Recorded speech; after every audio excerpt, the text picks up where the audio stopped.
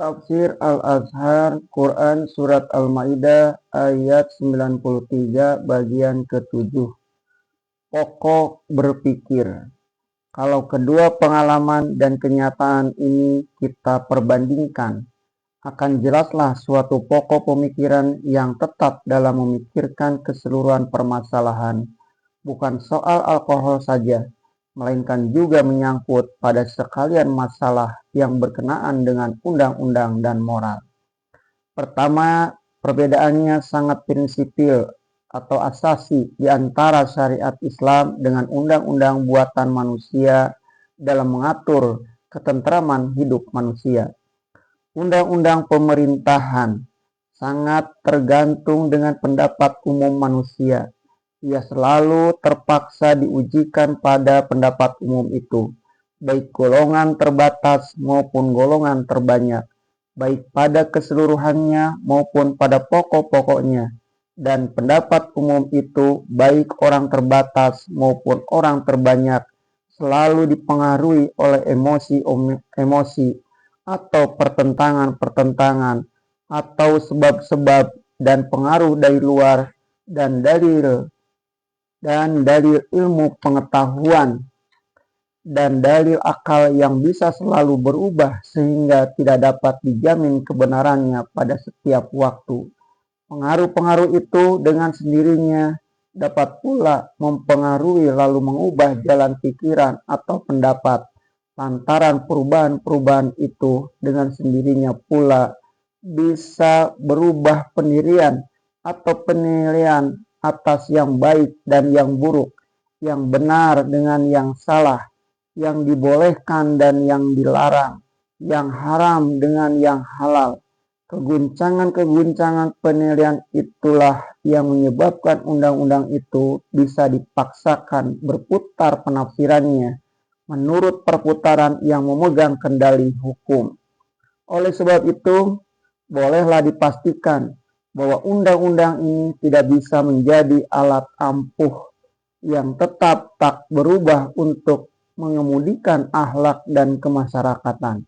Undang-undang ini mesti dipengaruhi oleh perubahan warna perangai manusia dan perubahan warna tafsiran undang-undang itu pun mempengaruhi pula bagi lenggak-lenggok jalan kehidupan manusia. Laksana seorang supir mobil yang ugal-ugalan memegang setir, dibawanya mobil kemana sukanya, sebab pikirannya sendiri tidak terkendali, entah ke kiri, entah ke kanan. Berguncangnya tujuan menyebabkan jalannya mobil terguncang-guncang pula, menyebabkan kian lama si supir sendiri bertambah ragu dan yang menjadi penumpang kehilangan kepercayaan. Dalam hal yang demikian pastilah akhir kelaknya akan bertemu bencana, entah tertumbuk tanggul kawat, entah hancur luluh masuk jurang. Apapun yang terjadi, kesudahan mobil demikian hanyalah bencana. Sangatlah berbeda dengan demikian itu dengan ajaran Islam, baik pokok asasi maupun cabang-cabang undang-undang dan akhlak dalam Islam. Peraturan Islam itu cara dari Allah dan Rasul, tidak dicampuri oleh pendapat umum manusia, meskipun kadang-kadang ijtihad manusia masuk juga ke dalamnya. Ijtihad itu tidak lebih, tidak kurang daripada garis yang telah ditentukan. Hasil pendapat tidak boleh berubah dari maksud syariat. Oleh sebab itu, syariat dari Allah inilah yang menjadi alat penimbang di tangan kita menghadapi pemerintahan ataupun akhlak. Undang-undang pemerintahan Islam dan akhlak Islam tidak bisa bergever-hever, main tetap, main cabut. Tidak mungkin dalam pemikiran Islam suatu hal yang haram kemarin besok bisa dihalalkan dan lain hari haram kembali. Apa yang telah haram dalam Islam akan tetap haram hingga hari kiamat.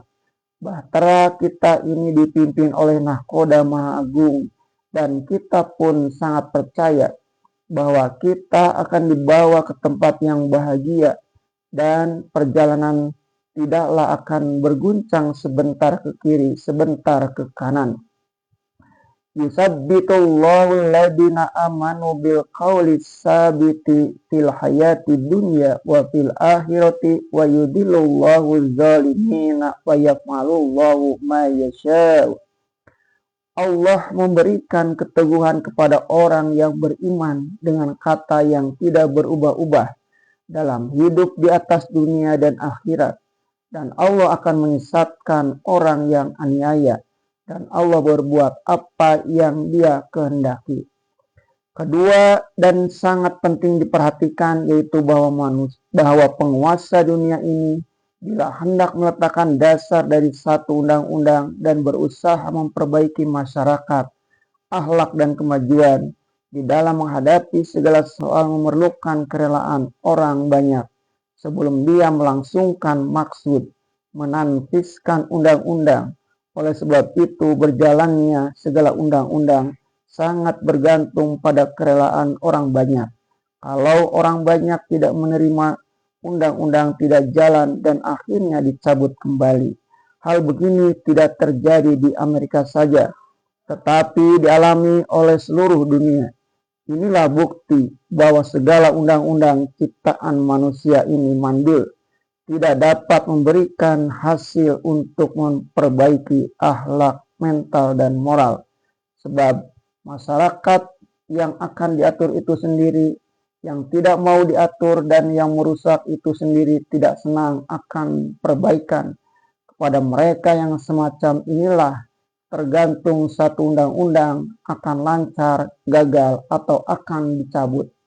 Kesulitan ini telah diselesaikan oleh Islam dengan jalan lain, yang kalau kita perhatikan jalan ini, kita akan sampai pada kesimpulan bahwa hanya jalan yang dipilih oleh Islam inilah jalan benar-benar satu-satunya.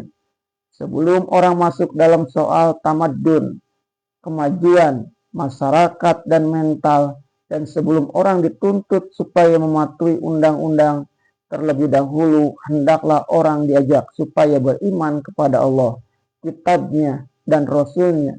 Memang beriman atau tidak beriman bergantung pada kerelaan manusia itu sendiri. Terserah mau beriman atau tidak.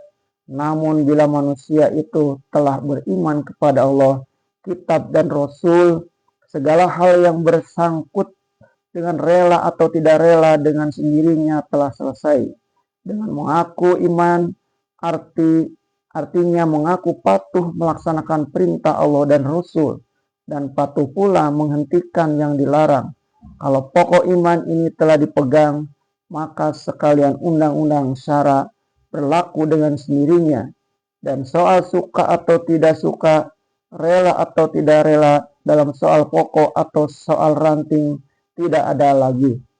Oleh sebab itu, soalnya ialah iman atau tidak, bukan rela atau tidak. Kalau diperhatikan, bisa dipahami mengapa undang-undang anti alkohol gagal total di Amerika, padahal telah menghamburkan uang berjuta-juta dolar untuk siaran, brosur, buku ilmiah, iklan propaganda yang jarang terjadi dalam sejarah bangsa-bangsa. Demikian juga kegagalan negara-negara lain di dunia ini dalam menciptakan suatu undang-undang lalu diundangkan dan dicabut. Dan mengapa pula dengan satu kalimat dari Rasulullah Shallallahu Alaihi Wasallam bahwa Allah telah melarang, orang pun berhenti terus sampai sekarang. Ketiga, rombongan perikemanusiaan ini betapapun kemajuan mereka dalam bidang ilmiah dan seni, betapapun tingginya tempat yang telah mereka capai dalam kecerdasan akal sampai ke lawang langit hijau, tetapi mereka tidak dapat membebaskan dirinya dari pengaruh hawa nafsunya selama mereka belum tunduk kepada peraturan dari Allah dan selama mereka belum dibekali dengan iman. Mereka masih akan tetap diperintah hawa nafsu sendiri selama belum sadar menahan dorongan nafsu itu.